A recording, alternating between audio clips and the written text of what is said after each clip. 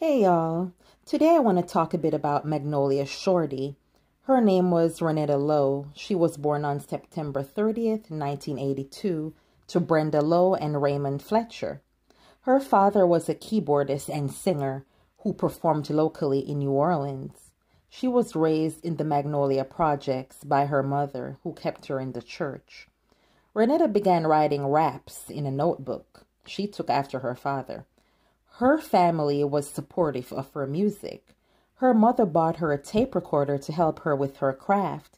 It is said that her mother was shocked after she saw Renetta rock the crowd at a New Orleans block party. Her mother did not like the cursing, though, but she moved past it. After her popularity increased through the New Orleans block party scene, she dropped a song called Monkey on the D. You know what I'm saying.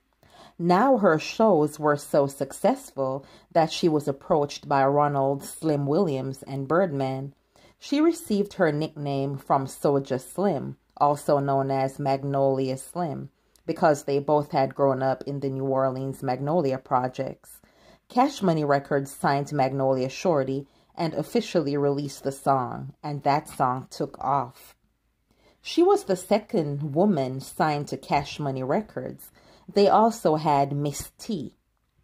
Magnolia had a lot of talent. She electrified the scene. She just had this amazing energy. She collaborated with many Cash Money artists beginning in the 1990s, including Juvenile and Hot Boys. She was first featured on Juvenile's 1997 song, Third Ward, Soulja. In 2009, she appeared at the SXXW Music Festival and won Best Bounce Song at the Underground Hip Hop Awards in New Orleans. She was often called the Queen of Bounce. She was a member of Lil Wayne's Cash Money crew in the early 1990s, and she was collaborating as well as working on her second album on the Cash Money Young Money label in 2010. Magnolia Shorty was on another level. She helped pave the way for women today who can openly rap or sing R-rated lyrics. After Hurricane Katrina hit, things were difficult. That was a bad time back then. Mia X told TV One that she booked shows in Houston to try and keep the culture alive. Magnolia Shorty was one of the acts that Mia booked.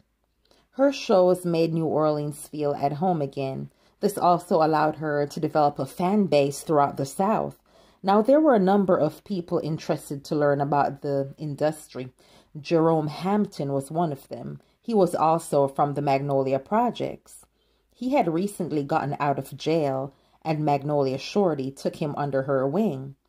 Some of the people close to her was against that, though. On Monday, December 20th, 2010, 28-year-old Magnolia Shorty was booked for a show and was heading to her apartment in a gated community before leaving town for the show with Jerome. Magnolia Shorty drove up to her gated community.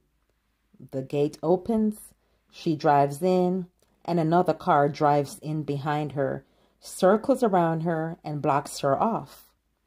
Shooters got out of the car, fires a huge number of rounds, presumably from multiple guns, semi-automatics.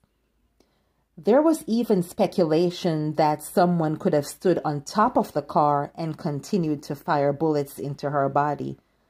It was just terrible.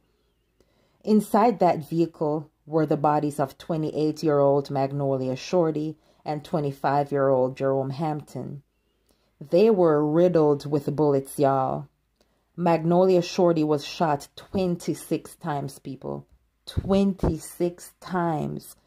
I remember hearing what happened to her back then, and I was in shock. That was an evil, cold-blooded act. Magnolia Shorty's funeral was a celebration of her life, a traditional New Orleans ceremony befitting the spirit of this talented queen. Lil Wayne, BG, Birdman, and Juvenile were amongst the 1,000 friends and family to mourn the loss of that Magnolia Shorty at the Fifth African Baptist Church. They celebrated Magnolia's life by honoring her with a homegoing celebration. The popular Stooges brass band led a second line with as many as 2,000 people through the Magnolia projects. It is said before she died, she was the hottest female out with a song called Smoking Gun that took off in the club. Before that terrible incident, she was hard at work on her second album. She was featured on In My Feelings by Drake and Wobble Up by Chris Brown. Now, Magnolia Shorty was married to Carl Bridgewater.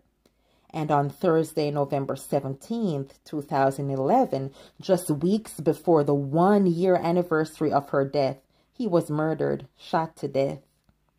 In a brutal way, too. Ooh.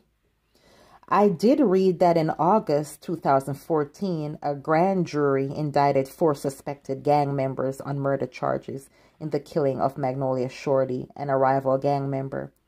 The indictment came as a result of a federal investigation by the New Orleans FBI's Gang Task Force. In February of 2017, the jury in the federal trial of 10 men accused of being part of the 39ers gang found all 10 guilty of a racketeering charge.